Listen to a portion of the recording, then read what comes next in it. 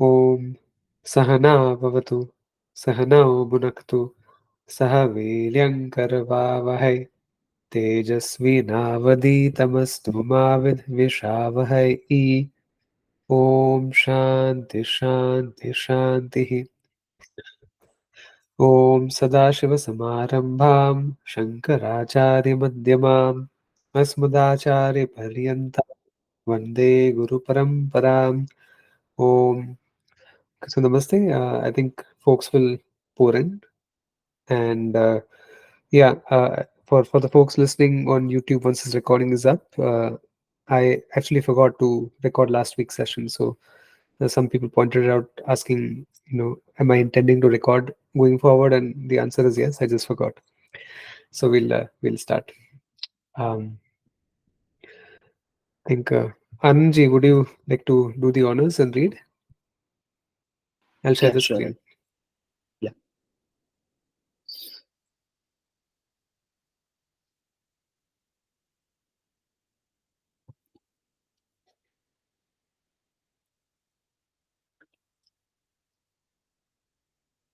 So we read this part last week, and now we are on this section. Thoughts need not be eliminated. Okay. I'll begin. Thoughts need not be eliminated. This you must know. The enlightened mind is not brought about by the elimination of thoughts. Knowledge always comes because of an appropriate means of knowledge. There is no way of altering knowledge, and there is no replacement for a means of knowledge. Therefore, what can be known by a given means of knowledge can be known only by that means of knowledge. There is no accommodation here. If you have to see a color, what accommodation can there be? Only the eyes will see color. Your nose certainly will not. There is no means for knowing color except the eyes.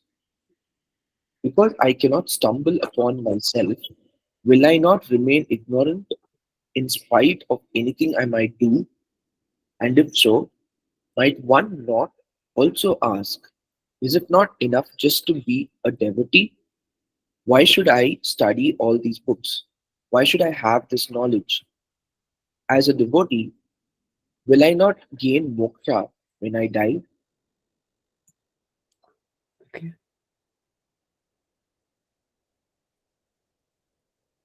You may think that because of your devotion, you will go to heaven and sit with God. However, you will still be ignorant. In addition, how long will it be before you become bored there and want to come back? On the other hand, the reward for all your prayers, offered either in this life or in previous lives, is stumbling upon the means of knowledge for knowing the Atma, or even understanding what a means of knowledge is. This is all stated in the Vedas. What is the means of knowledge to know the self then?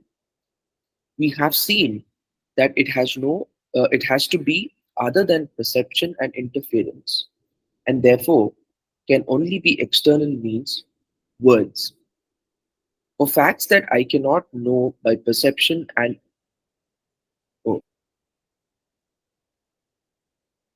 facts that I cannot know by perception and inference.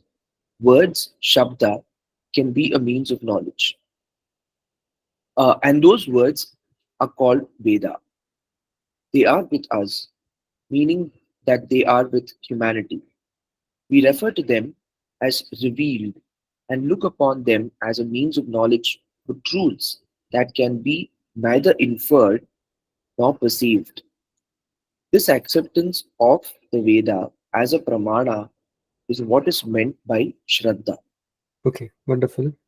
So, uh, and this was there was a footnote to that, which is people know through the Vedas that which cannot be known through perception or inference, and therefore the Vedas are the means of knowledge.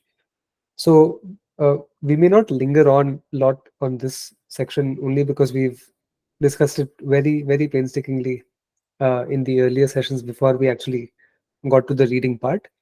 But does anyone have questions on this? Because it's extremely important, so I don't want to gloss over it. But if you think that we've covered it sufficiently, then we can move on as well.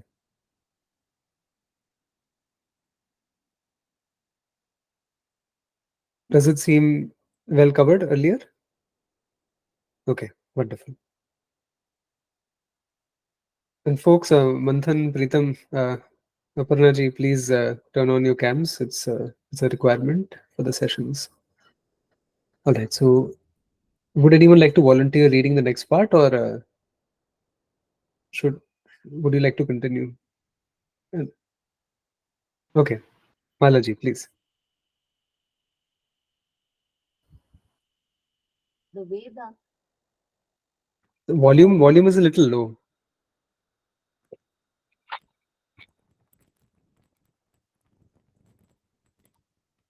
just a Mhm. Am I audible now? Much better. Yes. Yeah, thank you. The Veda as a means of knowledge. Suppose I were to say, the Veda says that there is such a thing as heaven. Can you prove it? Can you disprove it? If it can be proven, it is not knowledge exclusive to the Veda. Since we cannot prove or disprove it, the Veda is the pramana for knowing about heaven. Anything that cannot be proved or disproved is the sphere of the Veda and is its definition as well. That there is a heaven, that there is an afterlife, that there is not an end of everything and everyone cannot be proved. Nor can you prove that.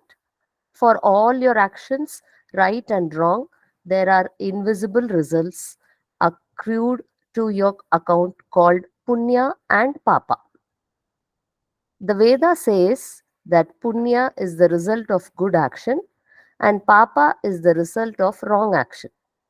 The Veda also says, along with some supporting logic, that papa accrued to our account has to be paid for with pain. This is called the law of karma.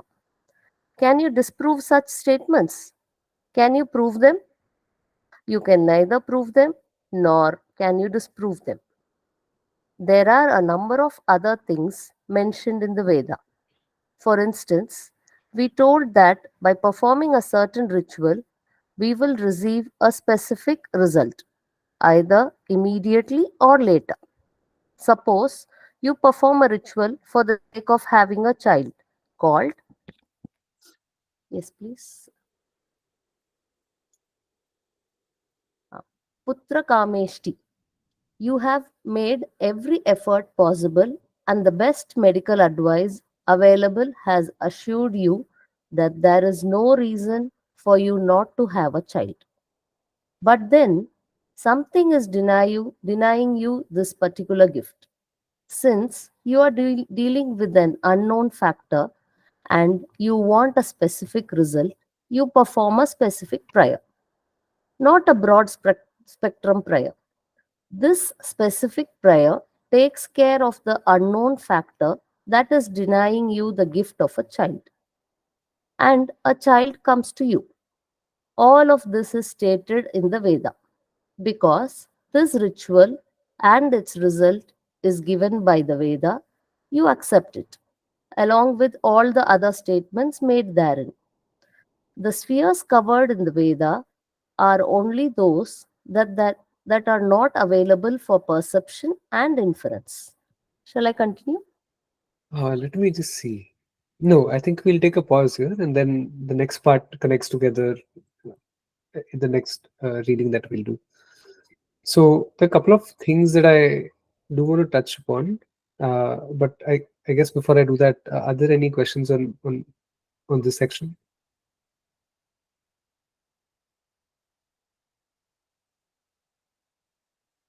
Okay, and um, yeah, okay. So let me share a couple of thoughts here.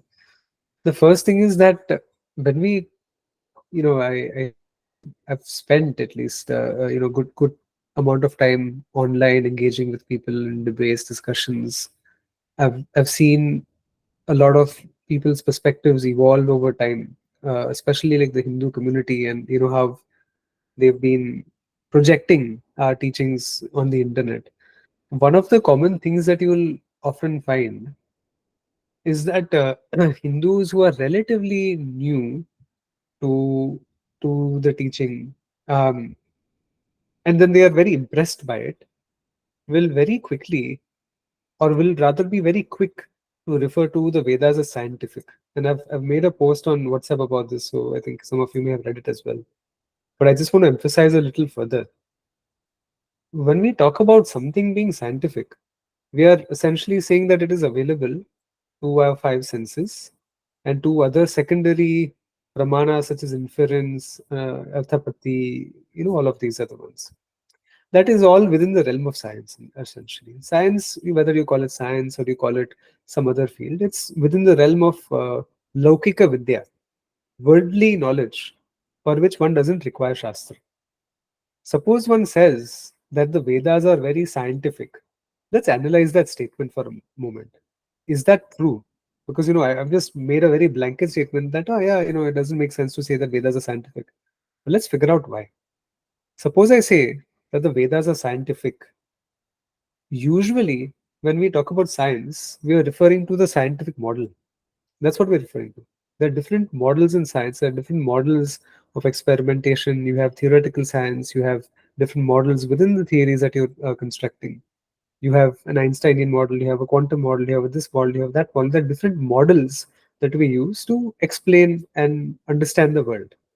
That's really the purview of science. That the world is a set of phenomena. And this I want to emphasize, I want to highlight, I want to underline, I want to bold, italics, everything. The world as we know it are not objects that we know, but they are only phenomena. That's it. The whole world is nothing but an interaction, a set of interactions, a set of phenomena, a set of relationships. It's all name and form. And what science is trying to do, what science accomplishes exceedingly well, is in explaining how these phenomena work. It does not explain the phenomena itself or the truth behind the phenomena or the object that is underlying the phenomena, but what the phenomena itself is. Then what happens is, if one is a little raw and crude with their understanding of science, but they will be very impressed. They'll say, oh, science explains everything in the world. It doesn't. Science only explains how things work, not what things are. Those are two very distinct questions. How things work is a mechanistic explanation. It's explaining a certain mechanism. What things are an ontological system of thought. Ontology is the nature of a thing. Science doesn't give that to us. So we have to understand what are the limits of science, what are the limits of Shastra also. Now, you can't use the Vedas to build a rocket ship. I mean, some people have proposed this rubbish about, oh, there's this, Vaimanika Shastra where you can build Vimans and all. It is all rubbish. It is, I think it is a text that somebody wrote some 140, 150 years ago, something like that, or 100 years ago. And, some Buddhus adopted it, and then they decided that, okay, this is something that is Shastric, which it is not. And even the constructions and I guess the aerodynamics of those models, spaceships and aeroplanes and whatever that they've created, are complete rubbish. It wouldn't even, it wouldn't even fly from your terrace to the next one. It'll just fall down. So very, very, very silly. But anyway, a lot of people get impressed with these models, and then they say, oh, science is, our Shastras are scientific. First is that you can't be gung-ho about it. You have to understand that Shastras are not here to give one an understanding of the scientific method, because Westerners, Indian scientists of you talk about archaeology, metallurgy. There were many great Indian scientists as well. Mathematics, you had Aryabhatta, and you had these and that, and astronomers and whatnot. So we had a rich history of science. But for better or worse, let us admit that in the last 200, 300, 400 years since the colonization, and even before that, a little bit the Islamic rule and whatnot, we fell a little behind. We fell a little behind, not due to a fault of ours, but we had other things that were preoccupying our attention, such as survival, right? And when you're under colonial rule, you can't really compete with the developing or the developed world, because they have basically looted all of our raw materials, and they've used and transformed our raw materials into finished products and sold it back to us. And so, we went from being 35% of the world GDP, um, all the way to 1% at the end of the British rule. And so obviously, along with your economy and your other, comforts, your scientific endeavors are also going to recede. And that is precisely what happened. But now, given this fact, the West, especially after the Industrial Revolution, has made numerous contributions to our understanding of the world. In fact, some of you who are doing a PhD are mostly studying Western, teachings. It's not, very predominantly Indian in nature. So let us give credit where it is due. But let us also recognize that the West had its gaze pointed outwards. And therefore, it was all about how one can restructure, refine, reuse, modify the world to make our life a little bit more comfortable. And that's essentially, you have science, and then you have technology. Technology is the practical application of science. That's what it is. And engineering is a transformation of that science into technology. And anyway, so this is just a little bit of history there. So now what ends up happening, science has been so successful. And when I say science, let's be clear that I'm talking about the Western science right now, that it has been so successful in making our lives better and making things more comfortable for us, that somehow they have this deep insecurity that everything that is there in our shastras must be validated through science. Okay, I request everyone not to multitask. Otherwise, there's no satya. So, whatever we are doing in Shastra, or whatever we're studying in Shastra, has to be validated by science. And that is a problem. It is a problem because what we are saying is that whatever is there in Shastra can be explained scientifically. See, we start as a compliment. We start off by saying as a compliment that Shastras are very scientific, when it actually ends up being an insult. Because suppose I say Shastras are scientific, what I'm saying is science is the litmus test to validate the Shastra, whether Shastra is meaningful or not. And therefore, I've made Shastra subservient to science. Now, suppose I make a dumb blanket statement saying Shastras are scientific, the Vedas are very scientific. Suppose tomorrow there is a new discovery, which is again just explaining a certain phenomena with a refined model, which goes against the teaching of Shastras. Now, the same people who were lauding Shastras as scientific will be forced by that very same standard to reject the Shastras as unscientific, because they use science as a crutch upon which Shastra rests, and therefore, when that crutch falls away, then the Shastra will also fall.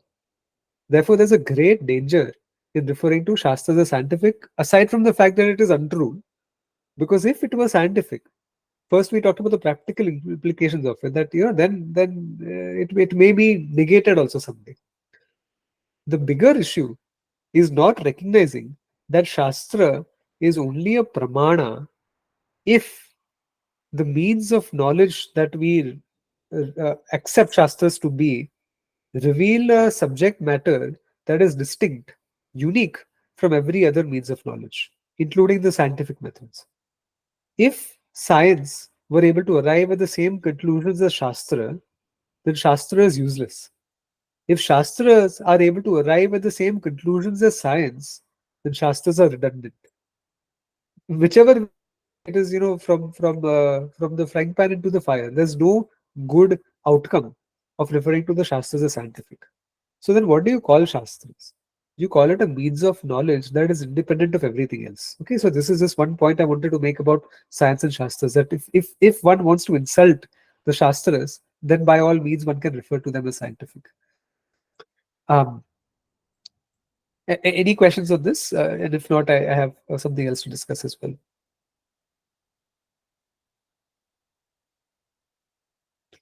Yeah, Anand bhai. One point.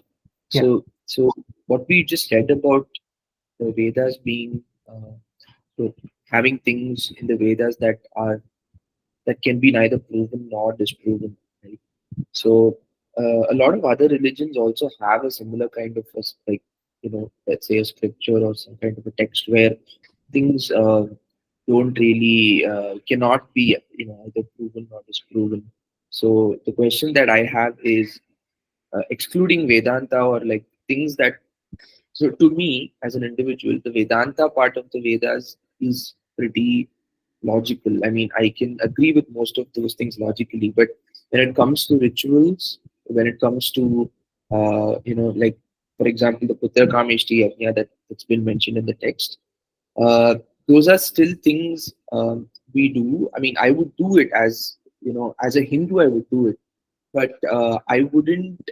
I mean, logically, I still don't see like a correlation that okay, if I do a Putra Kameshti Yaga, I will have a child, right?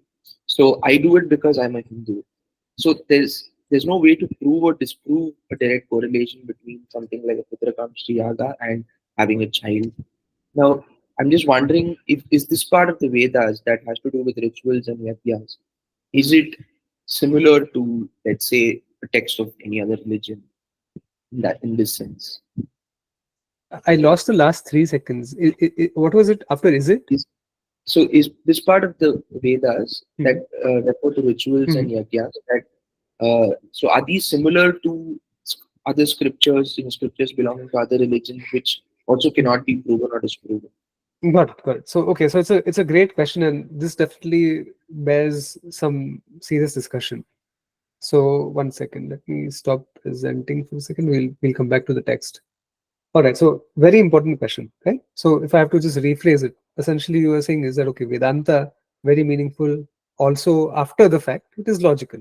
Logic cannot arrive at Vedanta, but after having studied Vedanta, it also appears logical because you can explain it very well, and it has a rational basis to it. But when it comes to the karma kanda, it doesn't have a clear correlation, or well, let's not even call it correlation, but it doesn't have a clear causation between the action and the result. There's no causality that you can arrive at. And this is very potent. I was talking to Unnati about this today. I said that if tomorrow somebody who's a Hindu or non-Hindu or whoever, some human being comes up to me and says that, hey Prashant, can you prove that there is Ishvara? Can you prove that the Shastras are correct? Can you prove that all of these things make sense? And like, can't. I'm sorry, I can't. Nobody can. Nobody can, because it is like your ears wanting to prove that there are two people who are blind, and or one person who's blind and the other person who can see, and the one who's blind wanting the other person to prove to me that names and forms exist, prove to me that colors and forms exist rather. And the person will say, okay, I can't prove it to my, all I can see is I can see them, that they are there. The person is okay, then until you can show it to me, I don't think they are there. Okay. So that is the problem. Newspaper down, please. Whoever, please put the newspaper down. Thank you. um, so until you can prove this, it's not okay. So sorry, I'll take that back.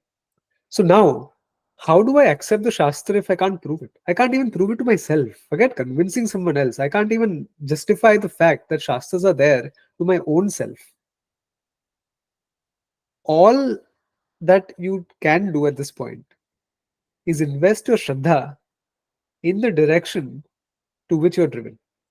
Let me explain why. I have Shraddha in Shastra, I have Shraddha in the Vedas. I guess we all do. Then alone can we be open and accepting enough to see the truth that it is for what it reveals. It is like the proof is in the pudding. If one studies Vedanta, for instance, over a period of time, okay, not for like an hour or for a day or for a month, but for a period of time with sustained nishtha, with proper commitment, you cannot but see a transformation. The proof is in the pudding. The transformation will happen. It will happen. It will happen. It works. Pujya Swamiji himself said this. Vedanta works.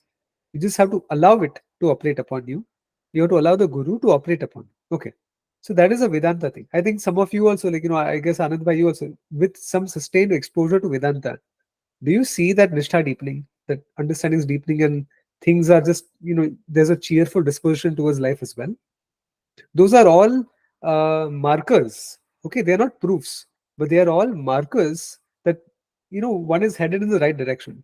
Like when you talk about data analytics or this machine learning, you have something called gradient descent. So for example, like the way this chat GPT works, you have these different weights in the neural nets. Now what happens is that sometimes when you are having a conversation with somebody, and the more sense that they make, the more you'll be invested in the next thing that they're saying. You're increasing the weight that you assign to that person. Okay. And then the next thing that they say, you deepens. So there is a deepening of that gradient. That gradient, you keep going down that gradient of trust, and that gradient of trust keeps increasing. The same thing happens in Shastra. To the extent that my Shraddha increases is the extent to which the benefit that I will receive will grow proportionally. Shraddha deepens, benefit grows, Shraddha deepens, and it becomes a positive feedback loop. So, for Vedanta, it makes sense. And another thing is that, we are all, ठीक है, chiller people, profession है, बच्चा है, बीबी है, ये सब है, वो सब है, ठीक है, we have a number of preoccupations. And yet we find that in the case of many grihasthas like ourselves, there has been a certain transformative element that the Shastras are able to induce. And that is starkly evident when you look at some of our sannyasi acharyas. That the fact that they have been so exposed to the teaching that it has not only transformed the way they think, but it has transformed the way they live, the way they interact with the world, the freedom that comes with it is again evidence of the fact that it works. So what happens is that when one is vesting Shraddha in this teaching, the results begin to accumulate. And not only that, but you can also see the results amongst other people who have done the same. And so all of this is not a proof, right? Because uh, I won't call it anecdotal, but it is inductive reasoning. It is inductive in nature because you are collecting data points. And when you collect data points, it is like some of you, if you've studied mathematics, can you prove that the largest prime number is more than there is a largest prime number that is greater than 10 raised to the power of 100. Logically it makes sense that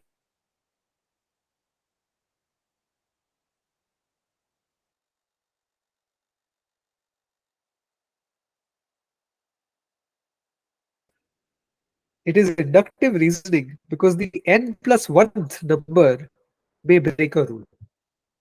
But at the same time, you have a certain level of certainty that you arrived at, a probability of certainty that you assigned, that I'm 99.9999999% this is true, but I can never say 100% for sure. So the same thing applies for Shastra. When you begin to see the examples around you, you can, just through the evidence and through the hypothesis testing and the p-value that you want to assign, you can be 99.999% sure. You can never say 100% sure. But now, what do you do about that 1.1% lingering doubt? Do you keep that doubt? And the answer there is that would be very foolish. You can be 99.99999% sure that you will wake up tomorrow morning. Well, not that's still a very high percentage. Let's say 99.99% that you'll wake up tomorrow morning. Because on average, the human being lives for 28,000 days. And then, if you spend one third of a year, there's about a 1 in 10,000 chance that you will die tomorrow. It's something like that. Around 1 over 15,000. But yet you go to sleep tonight with the assumption that it is true. And we don't go to sleep tonight with the paranoia that tomorrow I will not wake up. The same way you get married to somebody is good, for 20 years you've been together, there's a 0.001% what a chance that maybe that person will cheat on you or something, right? But you don't live with that assumption. You don't live with that worst case scenario. Just the same way we don't live with that worst case 0.1% scenario that maybe the Vedas are true. But there's a 1% chance that it may not be. At that point, you have to take the leap. You have to take the leap and see that, okay, you know what? I have to stop being so foolish. I have to do what I need to do in order to assimilate this knowledge. And that means 100% conviction. But you can't go from 0 to 100. You can probably go from 90 to 100. Because up to 90, it makes sense to continue to see that validation. But once you reach the 100th mark, I mean the 90th mark, then stop looking for proof. I know some people who have been with Shastra for like, a decade, 2 decades, and they're still trying to validate whether it's, all of it is true or not. I'm like, you could have done anything in your life. You could have done anything else that would have been entertaining to you. You wasted 10, 15 years and you're still grappling with the fact that Shastra is true or not. So it just makes sense. It's kind of like Pascal's wager also, right? Like Pascal's wager. You have to apply the same logic here. Now, when it comes to Karma Kanda, it's very interesting because again, when we see the great Mahatmas who vouch for the fact that karma works, then again you have to say that okay, look, these people who clearly know more than I do, who clearly live a cleaner life, who clearly have a greater jnana nishtha than I do, if they say something that is true, then I will trust them the way I will trust Warren Buffett on investment advice, right? Or the way I will trust Sam Altman when it comes to understanding how machine learning works, or the way I will trust some expert in their respective field, the way I will trust my PhD guide when I'm writing my thesis. The same way I trust these people that what they've said is true. It is me who is the loser. It is I who lose when I do not invest my shraddha in this teaching, in this teacher, in this shastra. Now, the other thing is, let's again take a very inductive approach, but what we are trying to do here is not prove the validity of shastra, but I'm just giving you more evidence to show that it has to be right. And then after a certain point one has to say, ha, good, this is good enough for me. Whenever you get married to somebody also, you don't know everything about the person, but before marriage you say, ha, this is good enough, I know enough, right? That is say same shraddha. Suppose you are saying that everything that is there in the Upanishads and Vedanta you have no objection to. It all makes perfect sense. It is very reasonable. It is very well put together. Now, the same Upanishads are part of the compendium that you call the Vedas. You have Ved Purva and you have Vedanta. What is the possibility that the same rishis who gave us the Upanishads were so lucid when it came to the Upanishads, but were completely twisted in their heads when it came to the Veda Purva? It cannot be the case, no. That have you ever found a person who is so refined in like half of their life and the other life is completely messed up? It typically doesn't happen. Generally, you're put together in a good way. Now, think of it in the context of the rishis. They are the most put together people, the most, you know, I guess, put together archetype that you could think of. They are the pinnacle of human endeavor. All of the Purusharthas coalesce in the form of the rishis who gave us so much. It's evidence. It's not true. That the same rishis whose mind, who through whose minds, not by whose minds, but through whose minds came the Upanishads, are the same rishis through whose minds came the Putra Kameshti and other Vedas. And so that level of trust is just increasing there because I know this for a fact that a lot of Hindus that I know, some great scholars also, they're like, yeah, I accept the Upanishads, I don't quite accept the Karma Kanda as a praman. And I've asked this to my teacher. I said, because this was like when I was a bit of a fledgling, shishya. I just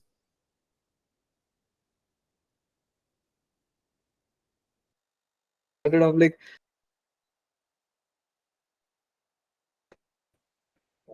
does that sort of in a roundabout way answer the question? Because there's no clean answer here. Okay, let's look at the next one. Who would like to read?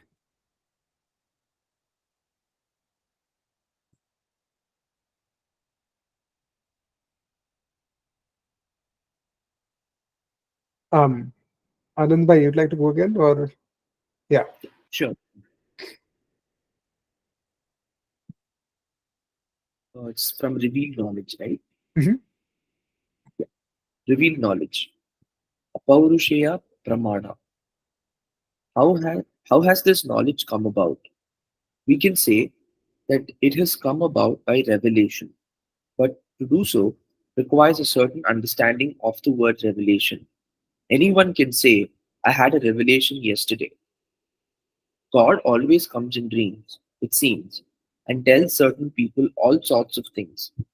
I can also say I had a dream in which God came, but in my dream, God said, I never come in dreams.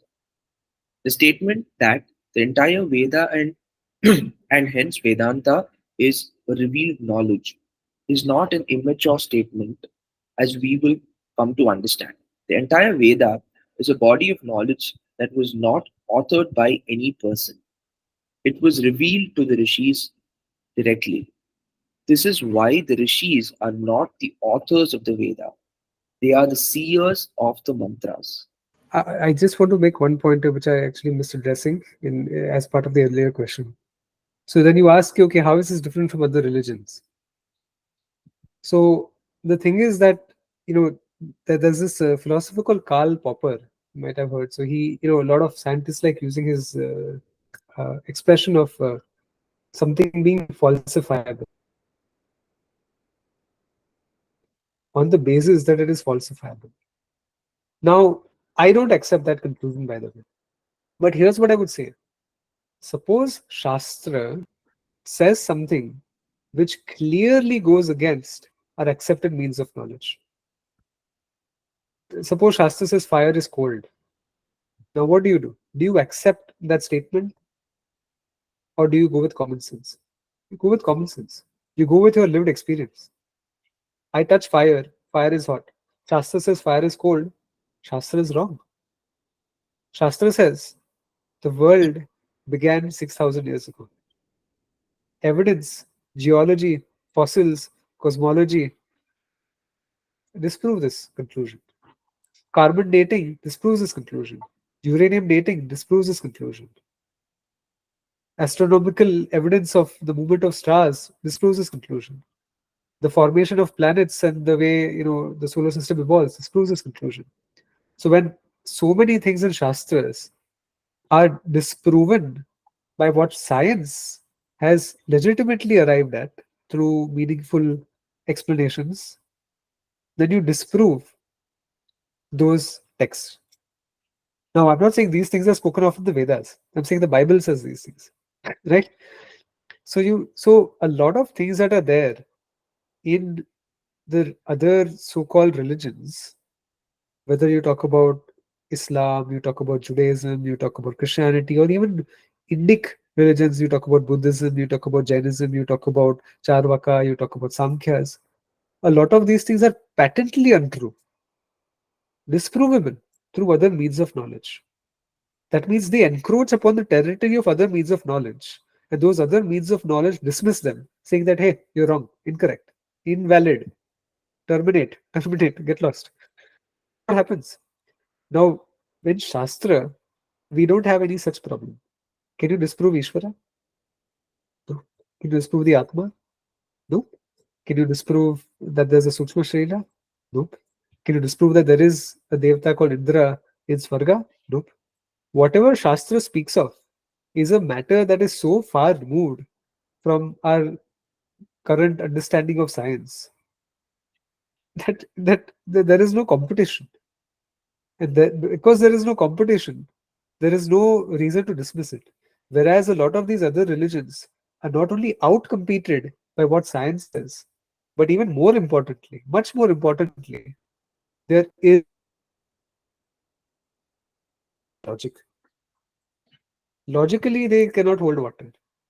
Just think today, if you have to speak of karma, you can bring so much under the purview of karma. You can bring cause and effect under it. You can bring actions and results under it. You can explain why certain person is born in a certain way. You can explain why different person is born in a different way. You can explain why there is suffering. You can explain why there is pleasure. You can explain why there is a small child that's born in the grasslands of the savannah or on the Serengeti with a worm coming out of its eye and a pot belly. You can explain that away using the karmic understanding. Can you explain that using the biblical traditions? No, because they say no, God wanted to test you. You can explain that if and I often give this as a case study. They say, you look, all results that you reap. Many Hindus also say this. Very stupid it sounds to me. They say every result that you will get in this life will be based on the actions that you perform in this life. I said, okay, here's a thought experiment. Suppose I'm on my deathbed. I'm in a hospital. I'm about to die. Nice guy, I'm a decent person. But last minute, I just want to disprove this whole model. So there's a gun under my pillow. And there's a nice, sweet little old nurse who comes by. And I shoot her in the noggin. Thud. She's dead. She falls flat on the ground. and 3 4 seconds later I die. Where is the result of that karma? Okay, let's be even more. Let's make it even more of a practical example, a real life example. September 11th, 2001. I am a terrorist who's flying a plane into the Twin Towers. I perform a heinous act which kills more than 5,000 people. 5,000 people lay dead under the debris. Firemen, businessmen, all of these people dead. In one shot, I killed all of them. But along with them, I also died. Where is my result if it comes in this life?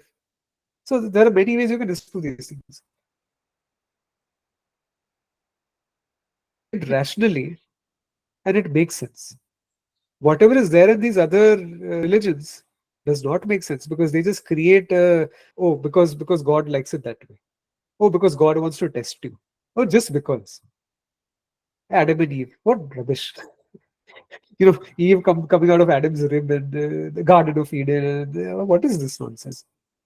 Now, somebody may also pose the same challenges to say, ki, Acha, oh, this is there in some of the Smritis and the Puranas also. Okay, we have never claimed that the Puranas are literal truth. We've never claimed that. We say that the Puranas have truth, but you have to squeeze the truth out of it. And you have to decide how much of it is a device of literature and how much of it is factual. And who can do that? You or I? Nahi. A guru will do that for us. The guru will tell us, okay, this is an exaggerated element to make it a more fanciful rendition so that people can enjoy it generation after generation. Puja Sabji also explained it once. He said, look, if the Mahabharata was just a book of facts, fact one, Krishna woke up in the morning. Fact two, he brushed his teeth. Fact three, he wiped himself. Fact four, he went for a haircut. If you just see this very factual description of life without any of the poetic, beautiful elements, then who's going to remember the Mahabharata after one generation? Nobody. We won't even know what is Mahabharata. We'll forget it. Same with Ramayana, right? If it was just a fact of the story of life of Lord Rama, how he woke up, how he went to sleep, what food he cooked. Some days he had to go hunting for firewood. Some days he couldn't find firewood. Some days he had to use cow dung. How will you enjoy this? How will you carry it forward generation to generation? And so every rishi who is, whether you talk about Rishi Valmiki, you talk about Rishi Ved Vyas, all of these great Mahatmas have given us such colorful stories, not because they were immature children, but rather so that we can find the child in ourselves over and over, that whether I'm 5 years old or whether I'm 80 years old, I can listen to the same stories day after day after day and not bore from them. I'll never get bored. I'll never tire of them. It's beautiful. Simple works. And there is so much truth inside them. You have to dig out the truth. But the other religions are very literal and very, it's right in your face. Ki, oh, this is the way it is. That there is a judgment day, there's no negotiation. You either accept judgment day or you accept karma, but you can't accept both. One of them has to be wrong. I'm not saying which is wrong. Well, I am. Judgment day is wrong. But what I'm saying is, if I were a neutral observer, let's say you have no baggage. You're not a Sanatana Dharmi. You are an alien who lands from Mars onto this planet, and you are here to study the theologies that people follow this planet. What are you going to find most reasonable? The teachings of the Vedas or the teachings of these other traditions? That is what I mean to say, that a lot of these other traditions are easily negatable, and therefore they don't have the same validity as Veda Pramana because they are negatable by the other Pramanas, whereas Vedas are not. That's why they don't line up in the same category. It's a category error. Okay. If you would like to continue from this, any questions here? And I know there was some questions that was sent. 1 second.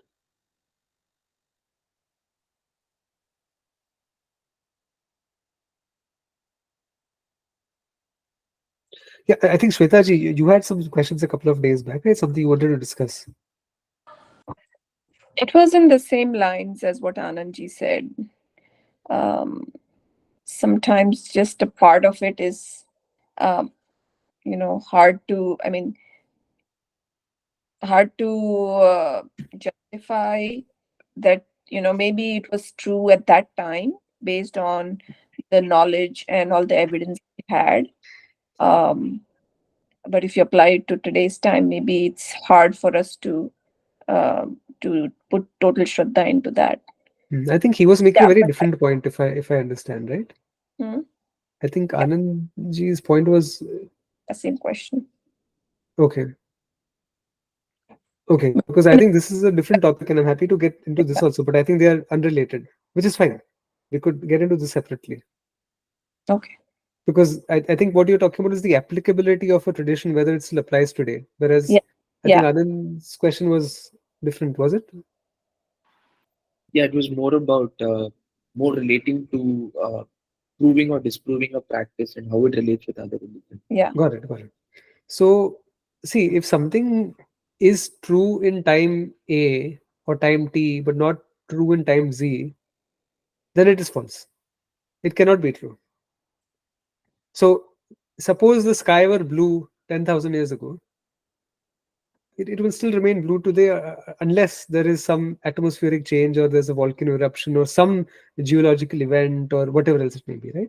So, the thing is that the applicability, see, suppose we see that something was there because it was applicable then, but it is not applicable now, then we've walked away from the domain of knowledge and we've entered into the realm of speculation.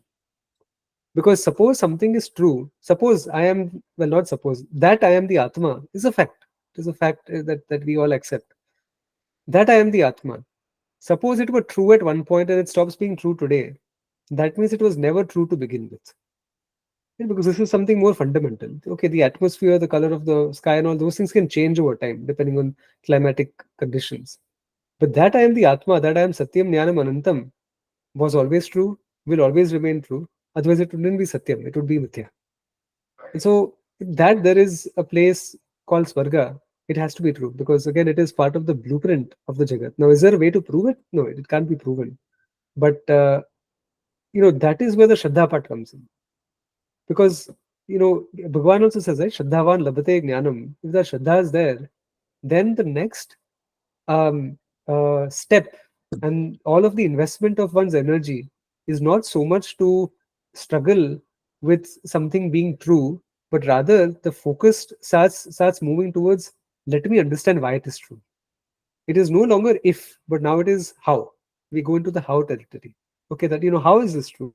Let's understand this together. Let's figure it out. And that is where Shravanam starts taking place. Until then, it is this what do you say? Uh, the oscillations and the vacillations of the mind. It is the manaha that's operating, not the buddhi. But are there any specific examples you'd like to go into? I'm happy to look at some specifics, and it'll be a good way to analyze. No, I had a similar one what Anandji had, like all the karma kandas, uh, like Putra Kameshti.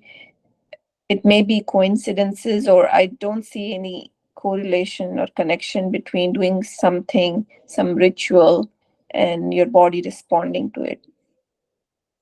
Yeah. So that's a good point, right?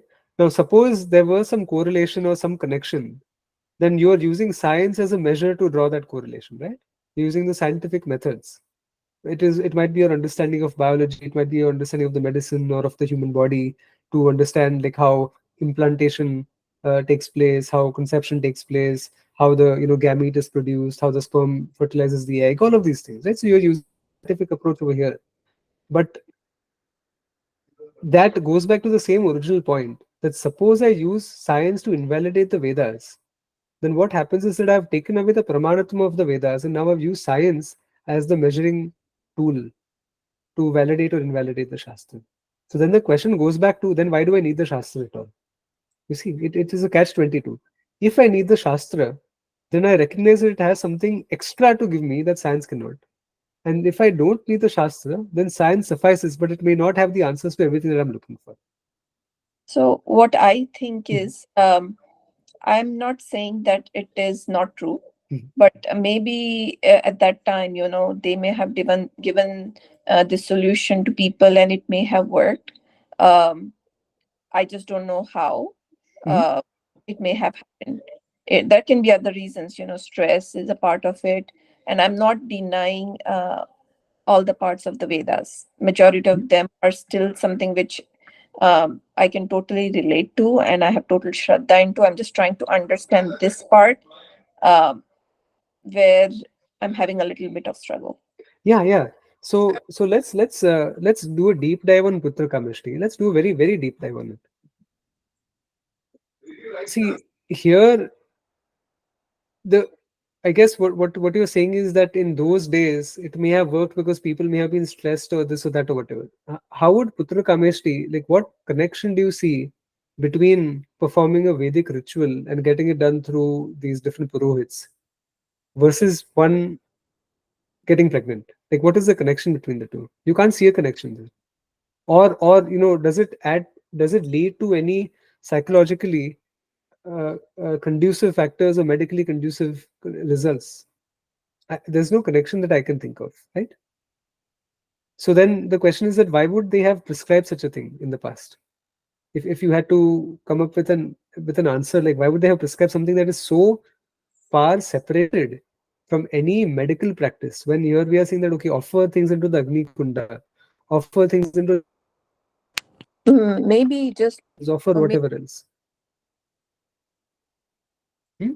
uh, So maybe I'm just guessing that just to maintain people's shraddha in the shastras, and also there is a psychological effect, right? Like I said, stress, or say if it happened, then people have more trust, and it is a better positive way to go about uh, keeping people's faith in the shastras than not giving them any hope at all. that's wonderful. So then what you were saying indirectly, and this is again a good discussion. So I'm not challenging it, but I'm saying what you're saying indirectly is that it was a placebo. It's a placebo effect. And so then you have to think, right? You have a medical background. So let's talk about clinical trials. Suppose you perform, just to give folks a background. So suppose you are in the drug discovery field. What you have to do is you have to perform different studies. First is something called preclinical studies, which is that I'm testing the impact of a drug on animals, rabbits, mice, pigs, monkeys, different things. Some of them terrible. But anyway, it's part of life. Now, once those preclinical tests have been approved, you have to be approved by the FDA to even perform it on animals. Then you have something called IND filing, which is an investigative new drug that you file it for IND, and then the FDA has to approve that as well. FDA is the Food and Drug Administration in US. After that, you're ready to test it on humans. And the way you perform these things are in three different levels of, I guess, quantity, right? So first is maybe like 10, 15, 20, I don't know the exact number. That's phase one, then phase two, and then phase three, where you have a large population study. And in that large population study, how you test things out, and this is very helpful, is that you have these double blind tests. Then you test against the most effective treatment that is there up, till date, and then you also test against a placebo. You want to make sure that any effect that a person is experiencing cannot be explained away by the placebo effect, and you have to show superiority as opposed to inferiority to an existing drug that is already there in the market, because the only way your drug will be approved is if you can prove, well, not prove, you can't prove it, only if you have evidence for whether your drug is a better drug than the market. Okay, so now you have these things. Finally, you see the statistical output and you see the results, and then the drug is approved. Now think of it in the same way in Shastra. Suppose for thousands of years you had these placebos, as let's take the Purva Paksha argument that the rituals were placebos. After a point, the human beings and that population will start to see that there is no difference whatsoever in the efficacy of us bearing children, or whether there is rain that's falling and rescuing our crops, versus all of these rituals. It is as good as a placebo. It would be a large population study where people would be like, this doesn't work, but the fact that it worked was why they would continue the practice. So it cannot be a placebo. The second problem is again going back to the fact that, see, when it comes to karma kanda, because the relationship is so tenuous between cause and effect, because it is adrashta, which means it is not seen to us, it is very easy to dismiss something because the mechanism is not known to us today. But have you all ever, in those old, good old days when we had these antenna TVs, have you all ever turned on the TV and the satellite is dysfunctional and you see all these grains, this grainy stuff on TV? That is the cosmic microwave background radiation from the early universe, 400,000 years after the Big Bang. That same microwave radiation has been traveling for 13.7 billion years and it reaches your TV, and that's what you see when your cable is cut. But if somebody were just to look at it, they would think, yeah, kuch gadbad hai signal mein. But the same astronomers looked at it in the 1970s or 80s. They discovered that this is actually microwave background radiation coming from the echoes of the Big Bang, right? So usually, suppose I said that to somebody, they'd be like, "Are you crazy? They don't see any connection." But there is a connection. A mechanism that is undiscovered is not the absence of that mechanism. So, as they say, the absence of proof is not proof of absence. So, that there is a connection between the yajna and the birth of the child is a fact given the Shraddha and the Shastra. But what that mechanism looks like is an unknown entity, it's an unknown quantity, it is an X because it is unknown to us. But there's a mechanism X that allows for the results to be converted from the causes. But what those results are, we don't know. Suppose we call that into question, it gets even more complicated and more troublesome for us. The trouble here is that if I have to ask that what is the connection between the karma kanda and the result, then one should also ask what is the connection between the karmas I perform and the result. What is the guarantee that the birth that I've taken right now was a consequence of my previous life? What is the guarantee that the actions I'll perform right now will be the cause of my next life? And therefore, once one gets onto the slippery slope of whether this is true or it is not true, whether some of it makes sense or some of it doesn't make sense, our whole life will be consumed asking questions of the teaching, as or rather questioning the teaching as opposed to asking questions about the teaching. And then that will be years and years and decades wasted. So the only solution there is no other solution. And I was telling Unnati this today as well. I have tremendous respect for intelligent people who do not accept the Shastra, because it would be going against themselves, going against the very grain of their own spirit to accept something that does not resonate clearly. Shraddha is something that is innate. It can be cultivated, yes, but in a very uh, tangible sense. Shraddha is something that one starts off with, and nobody can force Shraddha, uh, not even in your spouse. You can't force Shraddha upon anyone. I can't do it to my child. If Ambika grows up as a Nastik, I have no control over whether it's going to happen or not. It is only Ishvara's, krupa that makes it go one way or the other. And that is why at some point, as I thought about this matter a lot and a lot, I churned over this for many years, in fact. I realized that there is no point in asking these questions only, because the moment I ask these questions, I'm going to go down a rabbit hole where I will question every single thing that is there that I accept. So it creates a problem, because again, if these rishis were giving people placebos that, hey, you perform this yajna, it will be good for you psychologically, and you perform that placebo, and maybe because the stress level goes down, maybe one has a child, then one can say that, then why do I even need to perform a yajna and breathe all that smoke in? Maybe I should just go for a walk to reduce my stress levels. But then what we are saying is that the effect of going for a walk upon childbearing is equal to the putra kamishti yajna. And then we are also saying that the same rishis, again going back to turn it in the reverse direction, if they are, to Anandvai's point, if they made so much sense about the way the Anta, then they would also make sense about the way the Purva. But now, if we say if they made no sense in the way the Purva, then even Vedanta is wrong. So you see what the slippery slope ends up doing basically. And that's why, like, again, it would be inappropriate for me to say, oh, please have Shraddha in the Shastra, it is all true, just have Shraddha, because I know that that would be dishonest. But what I can say honestly is that without Shraddha it cannot also work.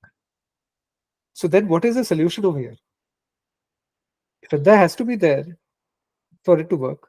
Ashraddha does not work. The solution is give it the benefit of the doubt. Give it the benefit of the doubt that I will accept it until somebody disproves it, not that I will accept it if somebody proves it. Just start from that direction. Now, suppose somebody disproves it in a very clear manner. Somebody says they perform a population study, suppose, and they show clearly that Putra Kameshti has no effect whatsoever on the childbearing. Then please dismiss it by all means. But until somebody performs that experiment, accept it, because Shraddha is not blind acceptance. Shraddha is trust pending understanding, trust pending invalidation. If invalidated, reject it. But don't wait for it. Otherwise, imagine somebody saying that I'm going to wait my whole life until somebody proves the Atma to me. And it is like the 10th man story in the Upanishads. Because if I, the being that I am blessed by the Atma through which I'm able to, I guess, the Atma blesses the Mana, Ankara, Chittani, and all of these things. It blesses the Jnanendriyas, but it cannot reveal itself. It is self-revealing, but it cannot be known because it is the truth of the knower. Any more than fire cannot burn itself, because fire is of the nature of heat and it can burn everything else, but it cannot burn itself. And so, the same way, I can hold a face in front of my mirror, but what I'm seeing are my physical counterparts of the eyes, but I cannot see the sense of sight. The sense of sight enables the seeing to happen. Shraddha is a little bit like that. Shraddha says that if I invest in this thing and I know it to be true, the way it transforms is that my entire attention, my entire chitta has now gone in the direction of seeing that truth for what it is. And until then, it is blocked by the doubts and the oscillations and the vacillations that prevent me from internalizing what the truth is. Does that kind of give some background context into how to approach it? It Yes. doesn't answer the question though. No, yes. That helps. Thank Yeah. you. Anything else on that front? Prashant, Yes. I want to just share with you what I feel about Karmakanda part as an individual. I'll be happy to know what you think. So the way I look at it is, uh, so I mean, it basically stems from this obsession with everything, looking for logic in everything, right? So, uh, like we clearly know that from science we've learned about cause and effect, right? So, but from our daily lived experience, it's usually very hard to draw straight lines from cause and effect because there are so many other external factors that play a role uh, in resulting in a specific effect. It's not just my effort that plays a role. So what I tend to think is that a lot of times the rituals, the whatever the karma kanda that the Vedas prescribe is in fact to deal with the factors that are not in my control, like all the other things that might be playing probably a role in the effect that is really outside of my zone of action. So since I don't have a control over these things, uh, the rituals and the karma kanda part essentially take care of the other things and the other things that are outside Yeah. the zone of action that I can indulge in. It's both. It's both.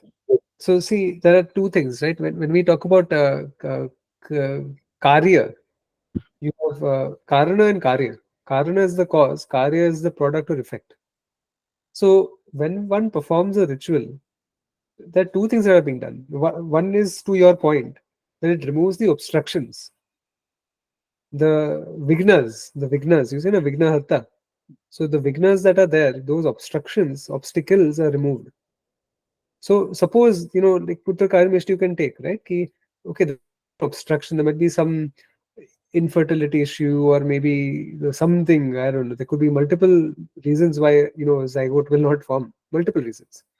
There are certain obstructions because if you really think about it, even the travel of the millions of sperm cells to the egg, there's a bit of a stochastic distribution over there. No, it is not like everyone's following a traffic rule.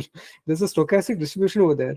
And one sperm cell just ends up like, reaching the right place at the right time. Who can map stochastic laws? You can't. And so maybe what this karma kanda does is it tilts the favor, because now we are talking probability in probability.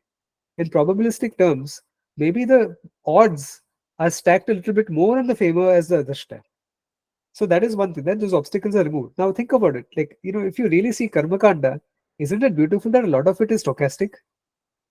Think about it this way now. Uttara Kameshni, we talked about the stochastic distribution of the sperm cells, how they travel. What about rain?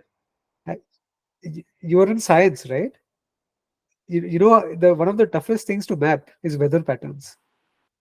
You can't map weather patterns. You come up with the best AI engine in the world. You come up with the most efficient algorithm. You come up with a supercomputer, and you'll still not be able to map weather patterns.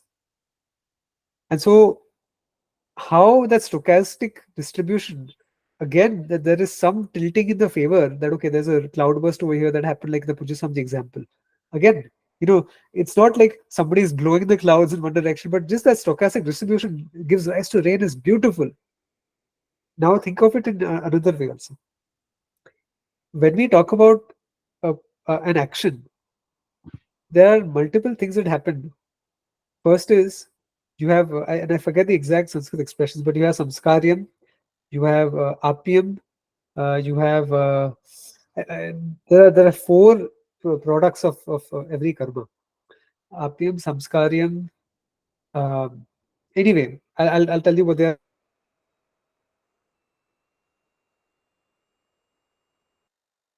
in English. And I'll recollect. You have a glass. If you have a mirror, you can clean it. So that is samskaryam. Apyam is to get something. Then Vicarium. Vicarium is the third, which is you transform something like milk transforms into curd. That's the third type of action. And the fourth is that you displace something. Okay, and you displace it in space, or you displace it in time. Something is just gained. Right? Okay, these are four actions. So when you perform a yajna, like this samskaryam is taking place where some obstacle is removed. Some vicarium is happening also where something obstacle is removed, or something new is produced. Those are the two results of actions. Now, suppose it comes to going to Swarga. Again, both things are implemented there, right? There are rituals. I forget what the names of the rituals are because somehow I've never taken interest. But there's a ritual which will get you to Swarga. Now, what is required to go to Swarga? Two things I would argue.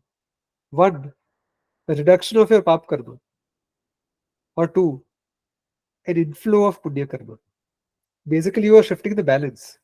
So now, which of these go, are impacted by that karma that takes you to swarga? I don't know. I know one thing for a fact, that I will never in this lifetime understand how the laws of karma work.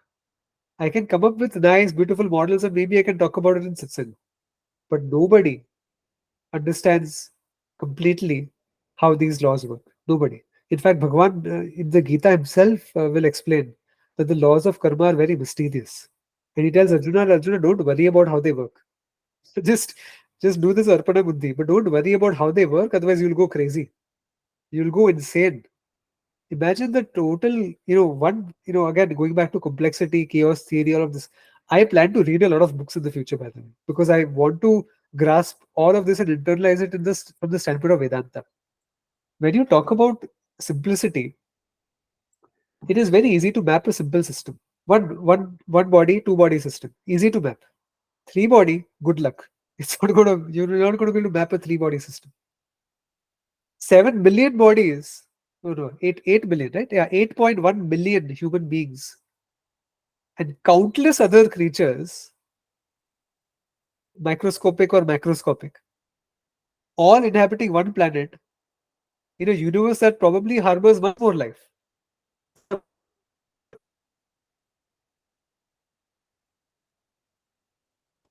Now, everybody's karma is intertwined like a spider's web.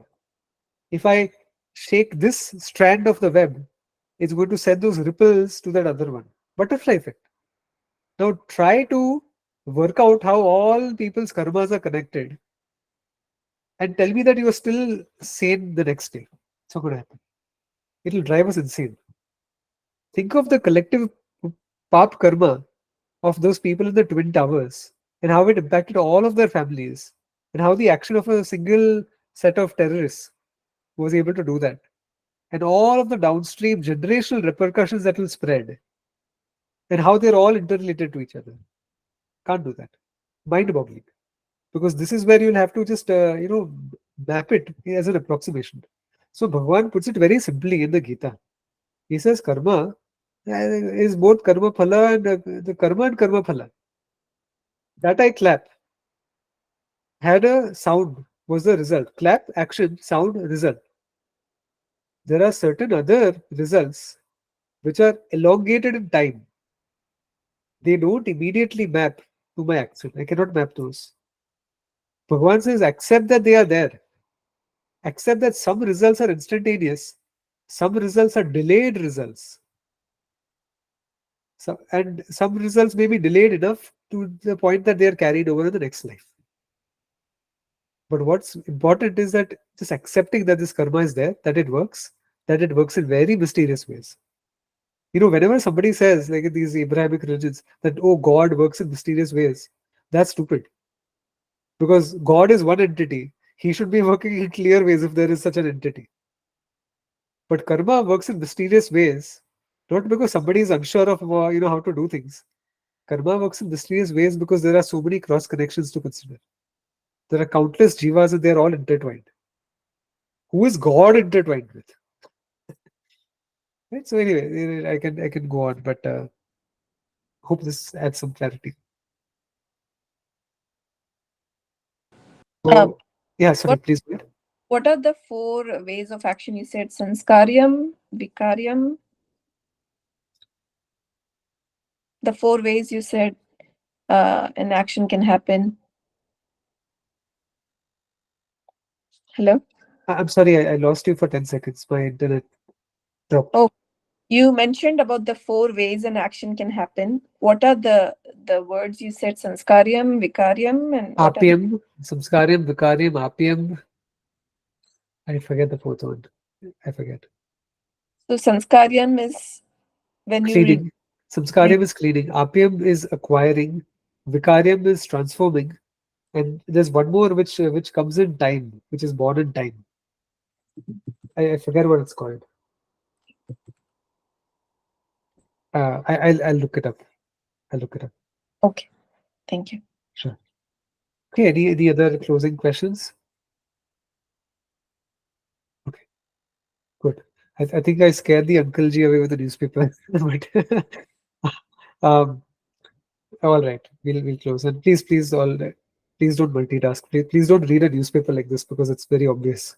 At least if you have to multitask, do it in a way that I don't see, because not that it's a good thing to do, but don't let me see it. Otherwise, I'll call you out on it. That's why I ask everyone to keep the webcams on, because it's a very decent thing to do. Om Purnamadav Purnamidam Purnat Purnamudachyate Purnasya Purnamadaya Purnameva Vashishyate Om Shanti Shanti Shanti Harihi Om Shri Gurubhyo Namaha Harihi Om. Okay, see you next week. Om. Thank you, Prashantji. Thank you. Thank you. Very on. Thank you.